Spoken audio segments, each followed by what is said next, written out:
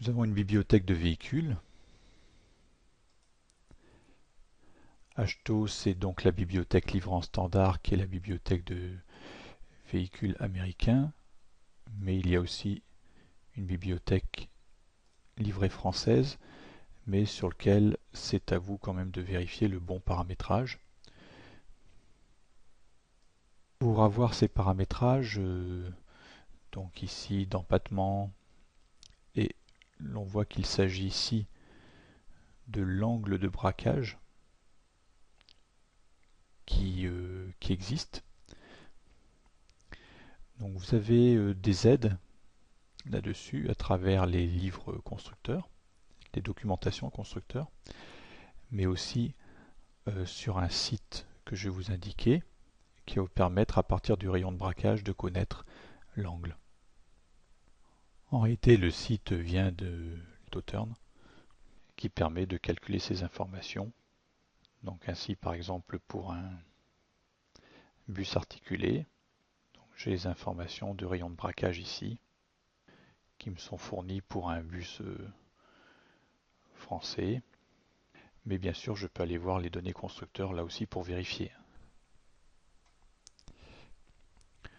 Donc si je fournis ces mêmes informations, je peux ajouter des nouveaux véhicules en cliquant sur le bouton ici, ajouter véhicule, lui indiquer le type de véhicule, type bus, voire même un bus articulé, et je vais pouvoir renseigner ces différentes informations. Donc l'empattement avant, l'empattement arrière, voilà, qui est donc le porte-à-faux avant et le porte-à-faux arrière. L'empattement, donc nous retrouvons en fait dans le croquis les mêmes informations dans les deux vues, et donc également la largeur de la partie tractée, de la partie articulée. Donc, le rayon de braquage indiqué ici, de 10 mètres, va me permettre par le bouton calculer d'obtenir ici l'angle de braquage que je recherche. Le temps de braquage maximum en secondes, c'est donc pour passer du volant droit au braquage maximum. Donc la vitesse du véhicule étant prise en compte, ici il suffira de mettre une vitesse de véhicule de 0 pour en fait avoir la situation la plus favorable, comme si on était à l'arrêt et qu'on ait le temps de braquer les roues. Mettons que ce soit ici 3 secondes peut-être. Alors là où je me suis trompé, c'est entre le B et le H, hein, ici. Dans Autoturn, c'était le H qui était fourni. Donc la valeur ici du soufflet est a priori bien sûr plus petite que là. J'ai l'empattement de la remorque ici. Donc l'empattement de la remorque qui est donc ma valeur ici. Donc il me manque le porte-à-faux arrière de la remorque. Je vais le mettre un peu inférieur à celle qui est devant.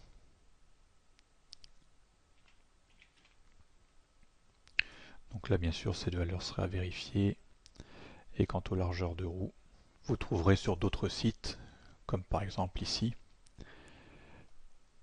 des informations manquantes comme les largeurs de roue de ces autobus, par marque avec des tailles standards. Rentrons ici des pneus larges de 45,5 cm. Pensez à donner un nom. Et donc nous n'avons plus qu'à sauvegarder ce nouveau véhicule. Pensez bien sûr à enregistrer le fichier sous un autre nom. Donc les autres informations sont des informations ici d'analyse, les rapports de gyration et des paramètres de calcul. Donc est-ce qu'on veut être en km/h? Oui. Quelle vitesse du véhicule? Je vais laisser 0 pour avoir la gyration minimum. Est-ce que je veux avoir la trace du véhicule? Oui. L'espacement maximum entre les représentations de véhicules. J'aurais pu ne tracer que le premier et dernier véhicule et n'avoir que la trace des roues entre les deux. Est-ce que je désire tracer le chemin de gyration? Et est-ce que je désire tracer l'enveloppe de gyration du véhicule? Dans les options, on retrouve l'affichage de giration et pour indiquer sur quel niveau on désire, quelle couleur on désire, type de ligne, etc. pour les différentes traces, donc la trace des roues, la trace du véhicule extérieur, donc qui prend en compte la carrosserie cette fois-ci, l'épure de giration, que ce soit l'avant droit, l'avant gauche, l'arrière droit, l'arrière gauche et l'enveloppe elle-même, et les braquages de roues également.